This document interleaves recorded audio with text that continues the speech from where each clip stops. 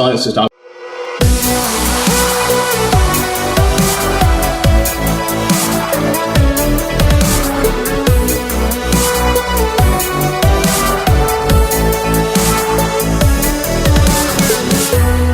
What up, bros? Welcome to another Brograph Brocast. I'm Dave. And I'm Matt.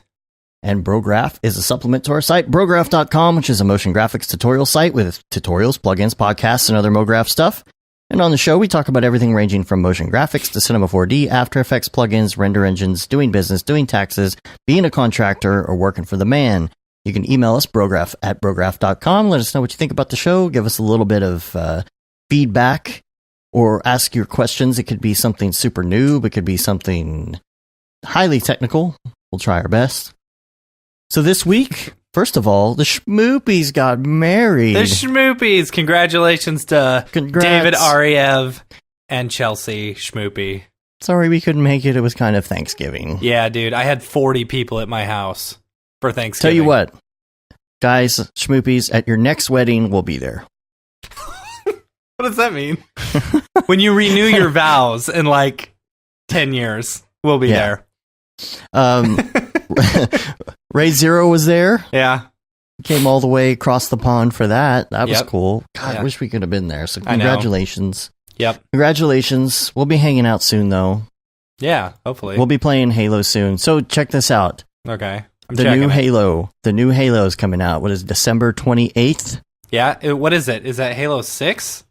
Halo Infinite, I think is what it's called. Halo Infinite? Yeah, it's a new one. Okay. Yeah, Sage says we're going to make them renew their vows in Vegas in April. NAB. That'd be great. Quickest vow renewal ever. Mm-hmm. That would be awesome. All right, so the new Halo is coming out. We're all going to have to get on together, have a little bro time. I wonder how many people we could get in one session that are Brograph people. Oh, I don't know. That would be fun. Kind of like the GTA stuff. Dude, you and I have to play GTA soon. I keep playing, and I'm like, God, I wish Matt was here to drive this vehicle so I could shoot these people. I have so much stuff in there now, Matt, dude. You don't even know. You're such a good driver. I have hangars. I've got like special ops planes. I've got spy equipment. I got spy satellites. I can spy on anybody. Like, dude, you got to come and see all my different things I have set up. It's insane. I have the Brograph Club. It's a little club you can hang out in. So I've got the Brograph offices. Mm-hmm. I'm making money in there, though. Are you? Mm-hmm. Doing what? Selling drugs? Yeah. Oh, okay. Yeah, I mean, how else are you going to make money? I mean, that's no different than regular Brograph. Am I right? True. Ba-da-da-da-da-da. Okay, Ray Zero said, are you playing GTA on Xbox or PS4? It's on the answer is PC Master Race for life. But here's the question that's coming up. Halo is going to be on Xbox and on PC. Ooh. That is a really, really tough dilemma because I don't know what to choose because everybody's going to have it on Xbox, but I want to play it on PC. Yeah, but like, will it be like Fortnite? Where you can play it on no matter what you're doing? I hope so. I'm going to have to look it up and see because I want to reserve my copy. Don't reserve a copy. And wait until it's good. Oh, see, Ray Zero has it on PC. We need to get on PC and play. Dude. We got to get PC? GTA. Yeah, we've got it on PC. We got to do a GTA PC sesh. All right. And go to the Brograph offices and hang out and then go sell some drugs and kill some hookers. God. Awful. You know. Have you seen the Taco Bell commercial for the new Halo, by the way? No. Oh my gosh, it's so funny because he's got his character doing this dance, but he's essentially teabagging without the person on the ground. But it's really funny because he's doing this like constantly through the whole commercial. And you're like, you know that the people who know Halo are getting a kick out of it because they know what he's doing. Uh-huh. Like he's practicing teabagging. Are you watching it? You are. It's obvious, right? Right. It's obvious that it's a teabag throwback, you know, in the commercial. But okay, you'll just have to watch it. You'll have to find it on YouTube and see what I'm talking about. I just thought it was funny. He just threw a sticky grenade at himself. That's hilarious. Oh man, that taco looks good. Or double chalupa, dude. A double chalupa. Double chalupa. Nothing compared to the quesarito. All right. So in the game channel on Slack, we'll get a little thing going. So we can do some. GTA. We'll figure out a time and day. We'll do a little GTA sesh. Maybe in an evening or something. Maybe in an evening that's just late enough so that the people like Raid Zero are just waking up, or maybe not in bed. I don't know. We'll figure out the timing on that. But I was also thinking this is probably too late this year, but maybe next year we should do a Brograph Secret Santa. That would be kind of fun. Oh, that's a good idea. Yeah, I don't know. It's kind of late to do it this year, don't you? I mean, we still have a month, but we'd have to like organize it, figure out how we're going to facilitate it and things. Yeah. Man, that would be so tough. It would be, but it would be fun if the Slack channel or something had Secret Santa. Yeah. Or even if it's not Secret Santa. I don't know. No, I think Secret Santa would be fun. Okay. Also, just other random notes here. XSplit, who does the software that we use to stream, came out with a new beta of something that they're doing. It's like a plugin called VCam. So it takes your cam and it brings it in, and then it kind of does stuff with it and spits it back into the stream software or whatever. But the interesting thing is they came out with one of those things where background removal. I mean, it's kind of like what iChat did a while ago. Remember when iChat you could do different backgrounds and things like without a green screen? Basically take exactly what was behind you and get rid of those pixels or whatever. Yeah. I was skeptical because I'm like, okay, how good can this be? Because even green screen is hard to do. I mean, look at my headphones and stuff. They kind of disappear a little bit. Yeah. It's not bad. This is really good. But I tried it.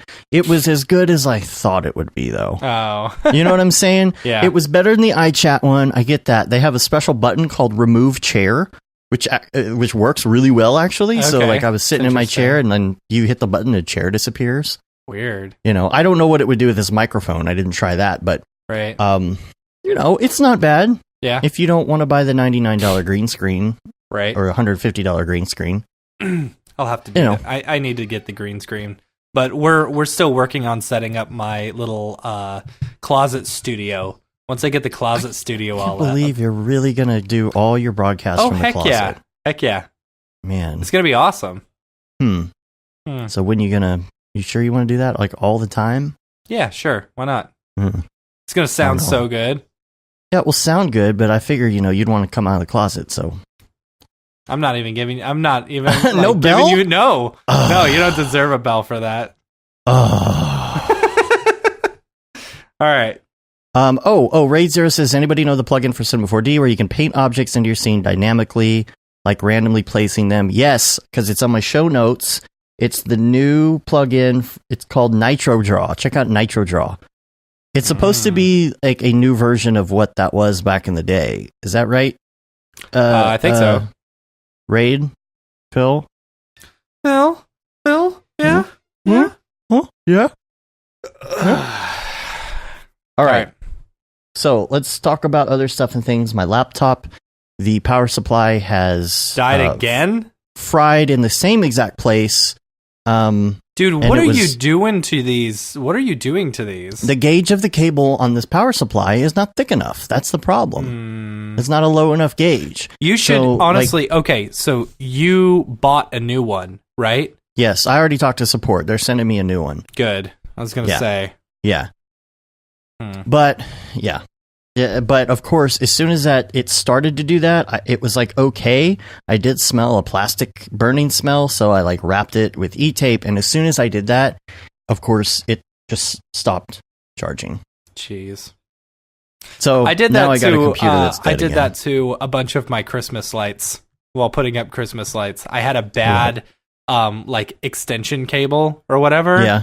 And so I plugged it into one set of my lights, and it like blew all of them, but it like didn't light up at all. I'm like, well, I guess this one doesn't work. Let me try another one. That blew that one.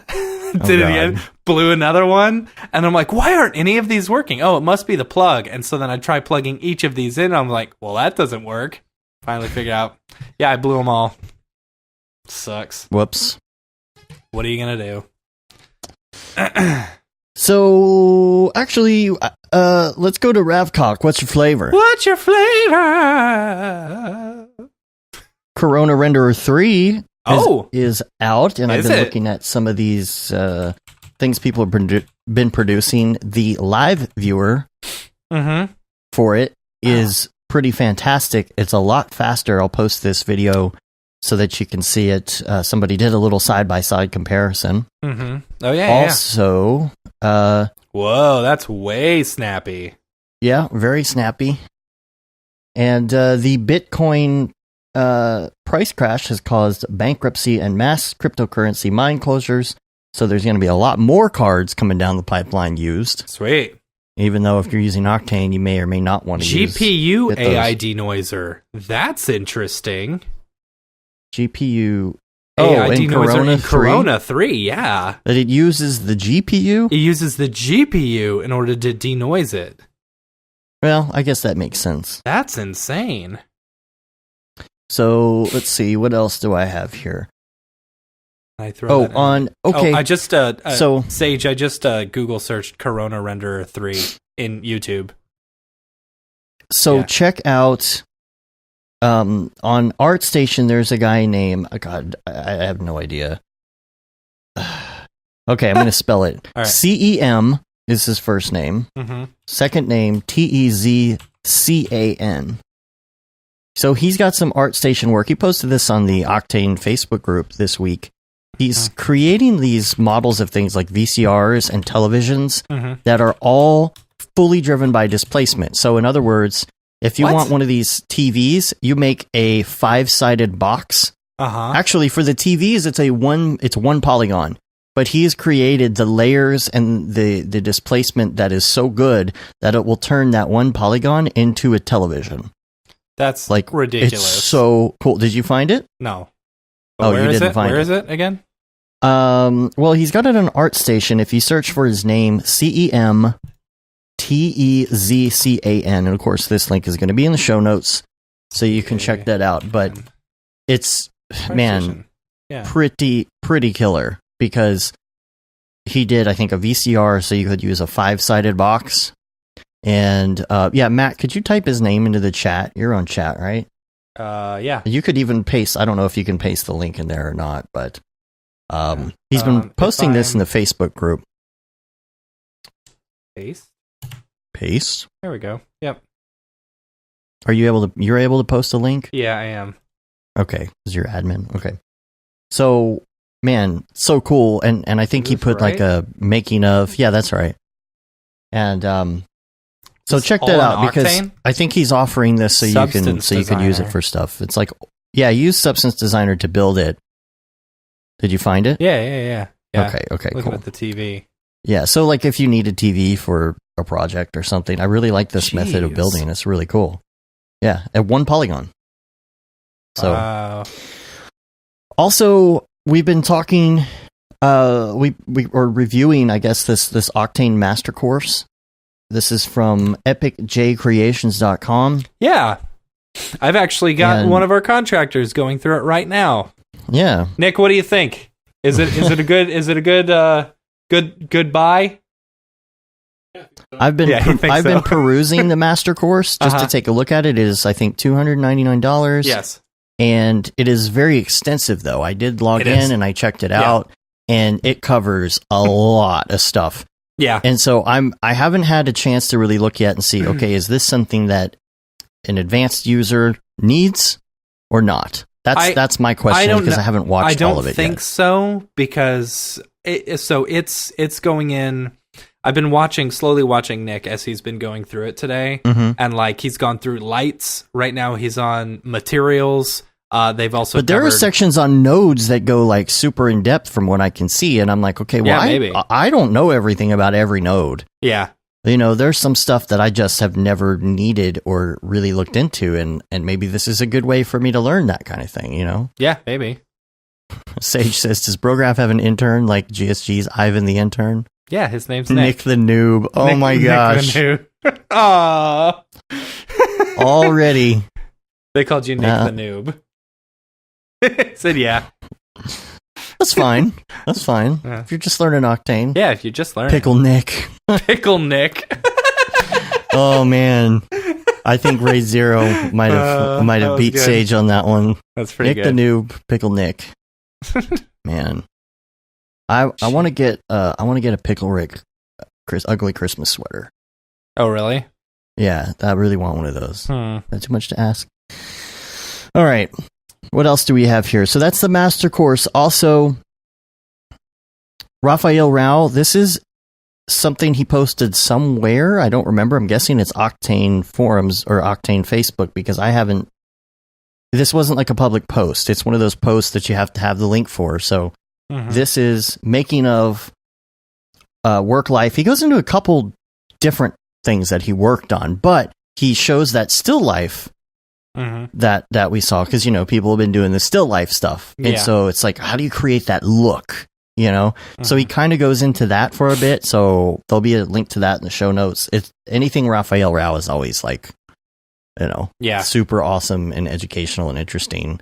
And I think he was watching earlier. I don't know if he's in chat though. He was watching on he was watching on Facebook earlier. Oh, but yeah. So I know everybody's getting into still life stuff. So if you want to look at some of those techniques, man, dude, I'm really cool. Digging this Corona Renderer 3. You're still looking at that, huh? Yeah, I'm jumping around. All right. Well, we're going to go over to our little interview segment here because, as you all know, Octane 4 has been officially released. As well as 2018.1 XB1 standalone only. Yes. Some of these abbreviations and things are really hard for me to remember, but yeah. See? Silverwing VFX. Hey guys, I'm actually here. He's here. Wow. Yeah, hey, when are you going to be on the show? Right? Yeah. We got nothing. All right. We got nothing. Oh no, next week we're back. What about I'm going to go ahead and What about the 10th? Dude, you want to be on the show on the 10th? You're going to book it? You got to put it in the calendar thing I did, put it in the calendar. We have like a scheduler now for Come on, Mr. Rao. Things. Mr. Rao. Mr. Rao. Mr. Wing. Mr. Wing. We really want to talk to you. Like, we talk about you all the time on the show. So yeah, dude. So we're publicly inviting you now. Yes, December 10th. Come on. Yeah. I'll bring up my calendar here, too, as well. So we can look at the Brograph calendar. So next week, how do you pronounce his last name? Justin, I don't know. Is it Leduc or Leduc? See, I don't know how to pronounce these things because I only read them on the internet. Yeah. Sweet. Raphael Rao, he says, of course, let's schedule something. All right. I'm going to send you some info after the show. We can get you all set. I got a little podcast primer thing before we do the show. The whole thing. Yeah. Yeah. Our people will talk to each other. So Justin is the one who and Amit's on. Hello, Amit. And Amit's here. and we're about to go to Jules. Okay, we got everybody here today. That's awesome. That's great. So Amit, if we could get you on the 17th. All right. Justin, though, is the dude who made the Grim Reaper thing, right? Yeah. And Justin, okay, so most of the time when we have people on the show, we've talked to them before in real life. We don't know Justin that well, so this is going to be a little bit different because we're really going to be asking a lot of questions because we just have never talked before. Yeah. So if you're familiar with his work, if you have any questions, put that in Slack or somewhere for show notes, topic ideas, whatever. I don't know. There's 100 different places you could put that, I guess. So Rick Bogus says totally unrelated to this discussion, but have you seen the normal map generator materialize from bounding box software? I'm gonna have to check that out. Cool. Nice. All right. Where are we at, by the way? Oh, we're gonna go to the interview. Yeah. Let's do it. Joining us today is President CEO of Otoy, once again, Mr. Jules Urbach. Thank you for being here. My pleasure, as always. So let's get into it. You guys just released officially version 4. And had a new pricing scheme and stuff. So let's kind of like how was the release of Octane 4 overall? It was great. We got a ton of new customers on Black Friday, a ton of upgrades. I think that going back, as I had sort of mentioned, even on some of the forums on Facebook and even in the Slack, I felt like we probably should have pushed everything related to new versions out a little bit further so people could just digest, everything that was, already there with Octane 4. But, we did promise a bunch of things that we had to deliver on. And one of them was, we were going to have, for $20 a month, the ability for you to get all the different plugins, extra render slaves and all that stuff. So, we decided to have essentially a way for subscription users to get that by having a year prepaid, still $20 a month, but paid, a year in advance. We took 25% off of that for Black Friday, which I think a lot of people took advantage of. I can imagine a lot of people took advantage of that. Yeah. And so for everything related to, we released just about every one of the integrated plugins. I think there's something like 18 now that have been put out for V4 officially. Mm-hmm. And the upgrade process, we, the very first day on Thursday, there was a little bit of, we had a lot of customers that were upgrading, so it was slow, but we've successfully, I think everyone's been upgraded correctly. And one of the things that I think people were probably a little confused about is that we were seeing on one hand, subscribers getting things like the ability to access all these plugins that we couldn't do for perpetual license. So what we wanted was to have the ability for people on perpetual license to at least get a subscription and have that. And in addition to that subscription would also just be an extra render slave. So that was where Octane All Access came from. And I think if we just sort of kept it to that for the launch, it would have been pretty straightforward, because the concept of basically, rather than individually going out and buying those plugins for a few $100 each or render slave for a few $100 each, you get, all the plugins and a render slave, and that's, $1,000+ for essentially $20 a month. So that I think would have been the simplest thing to launch with. What we also did, because we had Octane 2018, which is essentially our version 5, ready to go, I just felt like, we should also let users know what the, how things are going to work in the future. Octane 4, was a free update. We did it for a number of reasons. One of them was we felt that, we were making some changes that were going to cost users money. And one of them was the fact that we are bringing back offline licensing with a dongle. On your Slack channel, you brought up the fact that, we thought it was going to be, $10, and that was, so we're selling those dongles at cost. And we were planning to have much, the idea is you could buy 5 of them for $50. Problem is the vendor that was selling us those dongles raised the price at the last minute, and that's the price that we have to, essentially sell them for. However, we did keep Octane 4 as a free update. So normally Octane updates have been $80, between version 2 and 3. So the hope is that with the $80 that's saved with a free update, you have the ability to get a dongle. You can also use that money towards other things.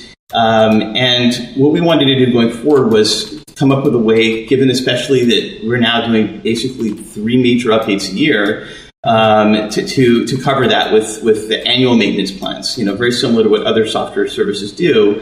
And we did that. So that was something that was, part of, if you're going to basically pay us a subscription of any kind, we need to roughly cover users, whether they're on subscriptions and pay nothing, or whether they paid hundreds or even a lot of money. If you're going to cover them for future updates or perpetually going forward, it's roughly $20 a month, maybe a little bit less. And we can put a lot into that. So we wanted to have future upgrades covered for that cost, as well as other things we could throw into that bundle. And that was where Octane All Access came from.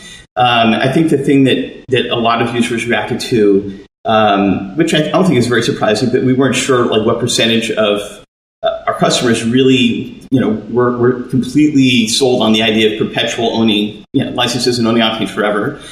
So initially, we did not, plan on having future updates after 4,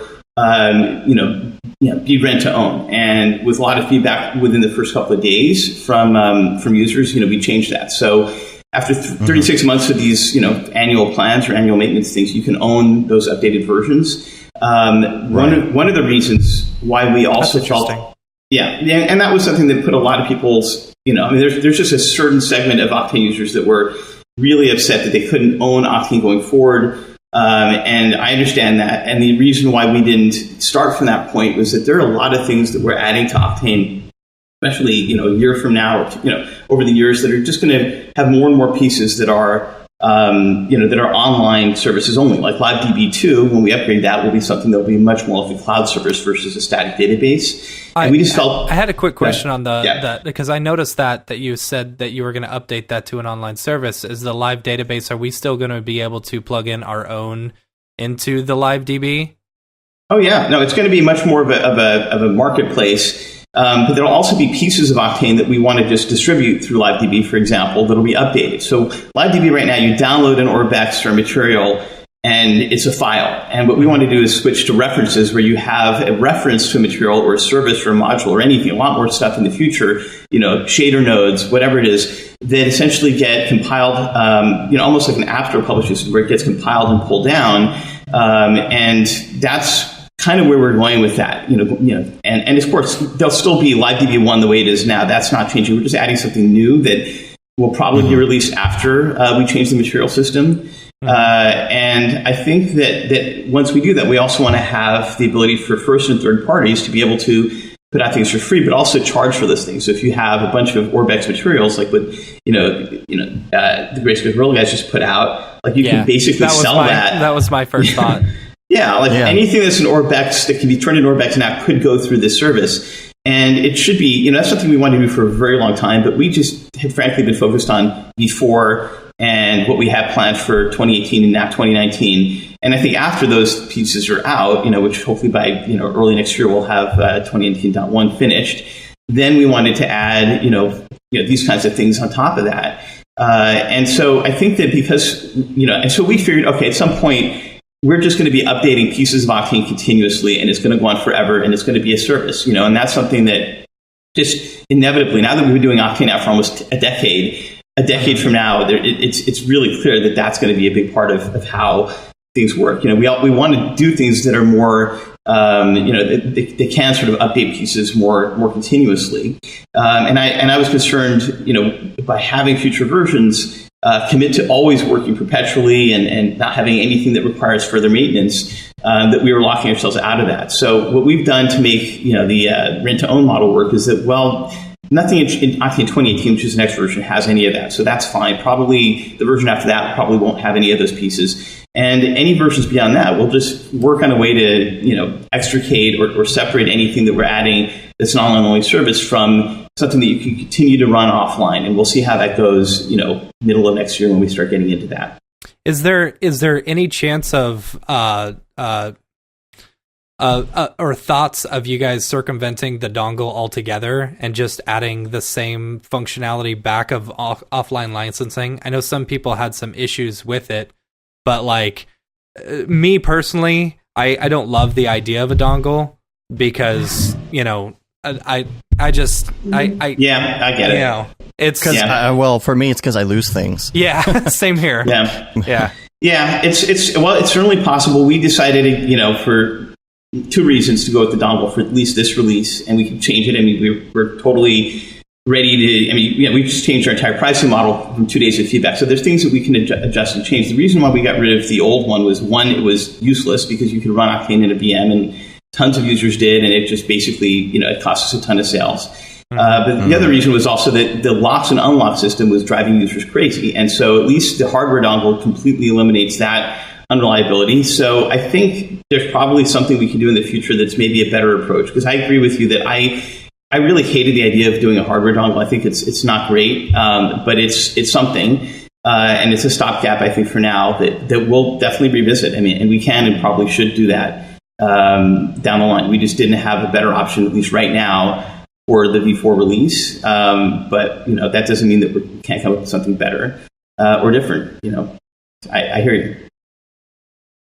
Cool. Yeah, my only thing is that I'm scared that once I take it with me somewhere, I'm going to end up losing it or something. Yeah. Because and just to be clear for listeners, if you put your license on that dongle at that point, that's it. If you lose the dongle, you're out of luck, right? Well, I'm sure they could contact you guys, right? Yeah, we could sort that out. I mean, if you lose the dongle, you've lost $49, but we can help you with your license because okay, that's what I was super scared about. Yeah, so the dongles, one of the things that it's sort of a double-edged sword. The dongles do call home every 4 months. I mean, it's meant to give you, it's meant to give you 4 months of continuous offline access, but first of all, we're going to be releasing new things, new versions, and the dongles need to be updated for those versions anyway. Secondly, if you do lose your dongle in 4 months, the license basically expires on that dongle, and we could help send you over another one. Okay. So there are options.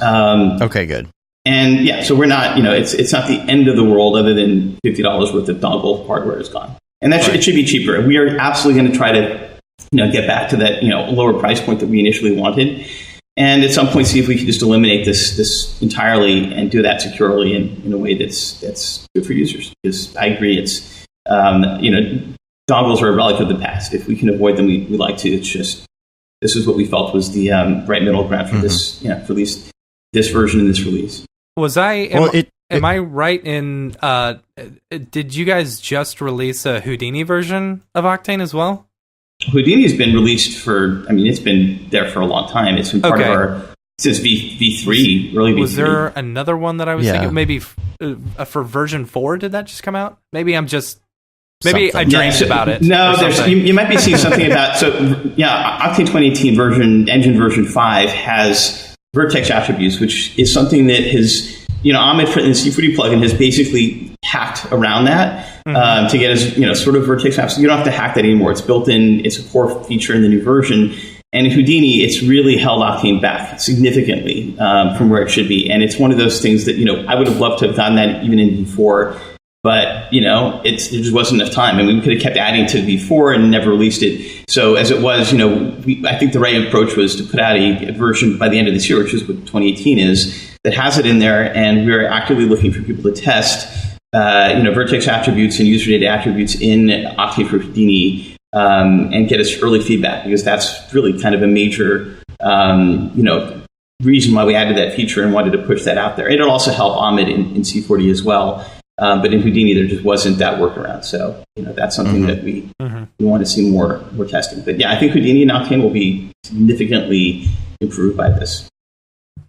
Okay, so we're going to go over some of these questions. I know that in our Slack channel, you're in there now. You've answered some of them in there. For the listeners, though, we are going to go over some of this stuff. First of all, just regular purchasing. You have Octane 4 with all the plugins, the All Access bundle, that you can still get as a perpetual license, correct? At least for your you will not keep the extra plugins when the thing expires, but at least the updates for Octane 4 with the 3 year 3 years of this, you'll keep those updates. So version 2018, for example, stays as a perpetual license. Gotcha. And then you can get the Octane 4 standalone with a render slave as a separate package. As well. Yeah, and those prices are the same as they were for version 3, so nothing's been changed or increased for those. Okay. And then you have the unbundled, of course, if you want to get something a la carte, those prices all vary. Yeah, also unchanged from version 3. Okay. And you can also get the standalone edition plus a single plugin without the All Access like before. Yeah, 619 pretty much. Okay. Yeah. All right. So upgrading wise, you can upgrade from what you have to the All Access with the annual extension 1, 2, or 3 years. Yeah. And so that gives you, if you upgrade to that, then you get all of the plugins, right? Yes, you get all the plugins that are part of Octane Studio, which is the ones that are on subscription. Most of them, I think there's like 18. There's some that haven't even been released individually, like After Effects, for example, is part of that bundle. We're going to do a couple of others. Unreal Engine will be part of that bundle. It won't be sold as a separate integration. Unity is basically already integrated with Octane. So when you own this thing, you'll also get Octane 2018 within Unity or 2019 as well. And you also get another render slave. So that, those, extra plugins, extra render slave, future updates, those are the big 3 things you get with the annual plan. And the studio subscriptions are max 20 GPUs? Yes. So they used to be 2, and you only used to get 1 plugin. And so for $20 a month, you still get 1 plugin, but you can now use up to 20 GPUs. And you have network rendering support. So if you get 2 subscriptions, you can actually use the second one as a render slave. That's nice. That's great. Yeah. But it doesn't work with non-subscription licenses, though. Is that right? We say don't use it, but it actually does. I did have markets. Okay. It's just it's one of those things where we didn't want to create any more things. But yeah, if you get a $20 a month Octane, and you're on Octane 4, I don't know if it'll work in the future, but yeah, we don't block you from using that $20 a month subscription piece to actually be used as another render slave. You can get 10 of those, and if you're $200 a month, get 10 render slaves. At least with V4, it works. Up to so that's an option. We didn't want to add any more confusion to users, but it's not something we're stopping. The reason why we also don't want to push people too far into that ecosystem is that beyond Octane 4, we may go back to the 2 GPUs or even 1 GPU, whatever, for 2018 and 2019. Like V4, we just we wanted to open that up and see what happened and get feedback on that. But it may not always be the case that we'll support that in versions beyond that. I mean, the subscriptions are priced really around an entry point that is much less than people that are obviously investing $700 to get a perpetual license. Mm-hmm. So we have to be careful with that. But for at least for the foreseeable future with V4. You can just use a subscription license as a slave node. So that works. And I'm trying to get some of the questions in the chat room too. Glider LP says, "Does the Box Enterprise AA include another render node?" I'm trying to wrap my head around that.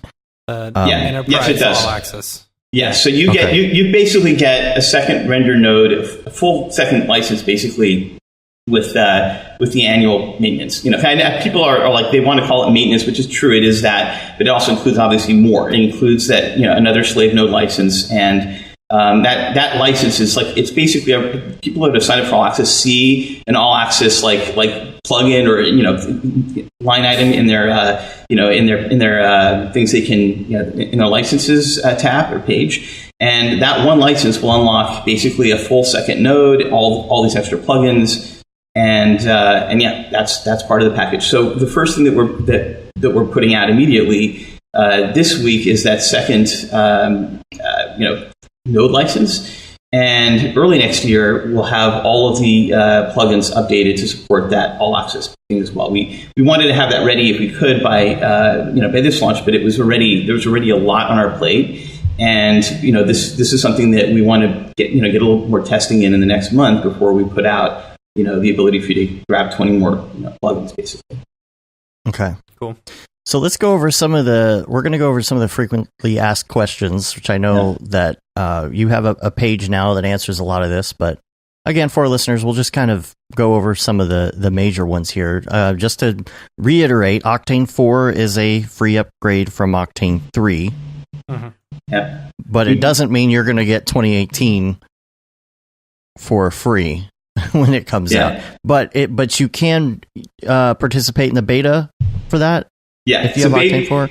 Yeah, the beta even if you have a subscription, everyone gets to access the beta for new releases. Even when we go to 2019, I think we'll keep that going so people can actually kind of see what they would be getting should they, were they to upgrade. So yeah, right now the 2018 XB1 release and everything through the stable version will be completely available to all users that have V4. Okay. Let's see. Monthly subscription does support network rendering. Is that right? Yeah. All right. Subscription includes all the plugins if you pay annually. We talked about that. Let's see. Okay. Let's talk about Orc Access included in All Access. That's starting in Q1. Yeah, maybe sooner. So Orc has been, it's literally been a subscription that you can get, and some existing users bought that subscription just to get Orc, and we made that $10 a month versus the $20. But that can be thrown in. I mean, essentially, as I was saying before, subscriptions and even ongoing annual maintenance, essentially, whether it's through All Access, is really meant to cover support for a user and maybe a node. And so things like adding Orc in there just made a lot of sense. We don't necessarily want people paying extra just to be able to access the service. So, that is included, and that's no longer an extra cost. So if you're paying subscriptions annually or you're, paying the annual maintenance, if you're a perpetual license user, you just get that too. Great. Render farms, you have something on there about coming soon too for people like Pixel Plow. Yes. So you guys, tuned me into Pixel Plow, and I started to look into it, and it's great. I really like what they do. and we've been connected over email. So what we're doing with, we had to get V4 done, so it didn't make any sense to try to do this before that release. And as I mentioned on the Slack channel, I'll sort of reiterate here, we've always, I think since 2016 or early 2017, we've had the ability for render farms to have a build of Octane that is cloud rendering edition, and come to us and don't worry about the EULA. And literally no one did. So, and you still see some render farms that have Octane, not legally. And so I figured that I wanted to work in the future with people that actually had a lot of capacity and that were already having really good customer service. And I think Pixel Plus really falls in that category. But we also have other partners that want to have their own storefronts that sell Octane the way they want. And so with V4, because of render, we have a version of what used to be the Cloud Render Edition that basically is just usage based, and it's something that's actually we had to do it for render because render, when it runs Octane and it does a job, needs to get a token. It doesn't need your Octane credentials or sign in or dongle. It's a different licensing system. So with that, we can provide a version to Pixel Plow or Zinc or ThinkBox that basically allows them to sell Octane the way they want. Behind the scenes, they're basically paying for usage to us through the render token system with a build of Octane that is essentially set up for that. And that's something that we have working now internally. And so we will see render farms that can at least support that model correctly. And we want to get the good ones on there first by the end of the year if we can. And that's basically in addition to Orc and in addition to render, or it's sort of a different, render to me is like a whole skew of things. It doesn't always have to be through the Orc interface. It could be done any way you want, as long as there's some usage that's token back based that's handling the whole system, and we have that. So speaking of render tokens, Is there? I know you were talking first quarter, second quarter, third, fourth quarter when we previously spoke. I don't know if it was 1 or 2 times ago about the whole render token stuff. At what point will we be able to start getting onto the service and allowing people to use our machines and so on and so on? Is there a scheduled time? Yeah, I think realistically that's quarter one. Right now, this quarter, we just updated the roadmap. So if you go to rendertoken.com and you look at the Medium post that was just posted around phase 3.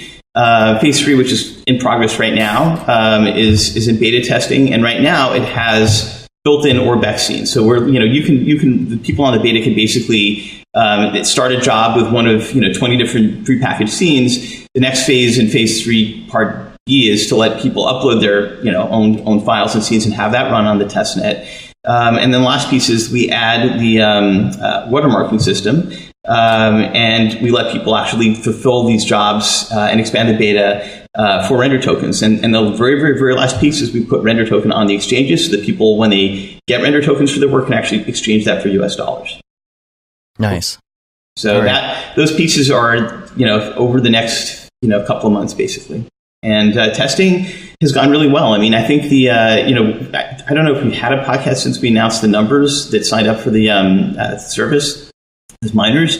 It's 14,000 GPUs, 1.56 million Octane bench. Average of 10 1080s per node, which is awesome because that density means that we can just crunch through things, and we have more GPU rendering power than all of the GPUs on the public cloud combined. And I know what those numbers are because we work really closely with a lot of these guys and their partners. Mm-hmm. So capacity was my main reason for launching render. I just always was concerned that we didn't have enough GPUs. And that's still a concern, by the way, with render farms that have, like 128 GPUs. Like, that's not a lot. That's not a lot. Like on Orc, there are jobs that are in C4D that are 10K panos that are 2,000 GPUs per customer, and that's a kind of and that's a lot of Amazon GPU capacity, by the way. But it's still when you're doing thousands of frames and they're huge, giant renders and stuff. So that's the thing, is that I feel like render has to solve the capacity problem so we can push cloud rendering further.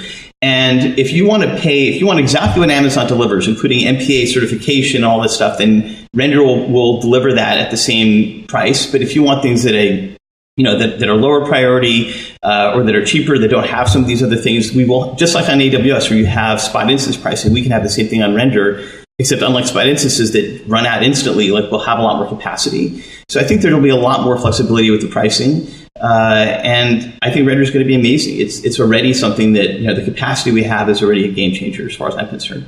So I'm excited. That's rad. So on free tier, supported platforms, Unity and Blender. There's Blender coming soon as well. Yeah, Blender is the next one, and then we have a few more that we're looking at. I just want to be, I want to have them almost ready when we announce it. But there's 2 other free builds that we're doing, and our target for the free tiers are for DCC, for applications that are already free. So Blender and Unity are free, and a couple other of our integrations are for tools that are also free. And so we'll basically start with those first, see how those do. And there's nothing that's, I'm not against the idea at some point of making many more plugins completely free, but we have to come up with ways of monetizing that. So maybe if Render does really well and everyone's just paying us, some sort of, percentage for usage, that could basically support an entire ecosystem of Octane being free down the line. And that would be great. I would love to see that happen because I think it would just get a lot more people with a lot more, power and tools. And that would be something that we want to get to. So in order to make those steps, we have to be, we have to understand what usage is like when Octane is completely free in tools that have large audiences like Blender and Unity. And, we'll go from there and figure it out. Cool. All right. I've got some other questions here from some people in our Slack channel, and I'm going to, some of these we covered. This actually has to do with the new technology, RTX. Dave D asks, are there any updates from internal testing on how big a difference the new cores are making? As far as the new technology, RTX, as far as how much faster that's going to become once that technology is implemented? Yes. So we've been, I think around right after SIGGRAPH, we put out, and it was shared with the Forbes reporter, a version of Octane Bench that ran on optics that could use the RT cores, the ray tracing hardware cores on RTX cards. And it went from, in those days, Octane Bench was, I think it went from about 270 or 280 on a 2080 Ti to 360, something like that. So it was a pretty good 30% boost. Mm-hmm. And since then, we've actually, we put a lot of improvements into the V4 release. So if you try V4 on an RTX card, Octane Bench 4 is now out. You'll see your speeds go from 270 to 300. And similarly with the RTX work that we're doing, not for 2018, but for the version after that, 2019, which has whole new engines, basically our Octane 6, we switched from optics to Vulkan so we could get even more speed. And, those are now getting, those cards, the RTX 6000 and the 2080 Ti's are now about 400 Octane Bench versus, the 300 they were with V4 and the 270 or 250 they were, if you on the same hardware run it with V3. And those are pretty conservative, numbers for what you would get in a first release of Octane that would be optimized for those RT cores. But as we've sort of shown in other cases, the speed is double, in cases where you have a lot more scene geometry than what we currently have in Octane Bench. And the thing is, the simpler the materials are and the more geometry, the faster RTX makes the render go. So it's something that we know can be 2 times faster on the very same 2080 Ti, just turning RTX on and off. I mean, we've shown that. Mm-hmm. And the thing is, I don't know if we're going to get to those speeds. I mean, I think we're already at we might get to the halfway point, like 1.5x or 1.4x, not 2x in the first release, but to get to 2x and maybe even possibly further than that, we have to do a lot more work on Octane. So a lot of what's in the future 2019 roadmap is keep working on RTX and keep making it faster until until we can really get to maybe double the speed if it's possible. And if not, I mean, it's still a huge, you're getting an entire GPU just turning RTX on or off. Right. It's a lot of value. So that's kind of where we're at with it. But even Octane 4, we did get the RTX cards really early in the year, and we didn't get a chance to do much with them on Octane 308, but for 4, we did a lot more work. So V4, as I said, is at 25% faster on RTX cards, and on Pascal, it's 10 to 15% faster. But yeah, the RTX cards already are faster with V4, so it's pretty good investment for that extra 10 or 15% over Pascal. And they'll be even more so early next year when we put out these initial releases with RT4 support. Well, yeah, see, that was going to be my question, because a lot of people right now, with the way the pricing is, and they're looking at, for example, a comparison between a 1080 Ti and a base 2080, people are trying to make that decision. Well, which card should I get? Should I get one with RTX? Is it going to be a good investment in the future? What do you think if somebody's looking like right now to buy and they're trying to decide between an older card or a newer card? What should they do? So I think the formula I would use is conservatively add 30% to the Octane bench score, and then look at the price again and see if that makes a difference. Also consider that on the, which is because I think we know that even that we should be able to get to 30% across the board. Like there's going to be cases where it's a lot faster, and there are probably cases where if you're just doing volumes and nothing else, it'll be no faster. So overall, 30% speed boost across the board is a reasonable expectation, on top of the current Octane bench, which is already a little bit faster on our RTX cards. And the other thing to consider is on the 2080 and the 2080 Ti, you have NVLink, and NVLink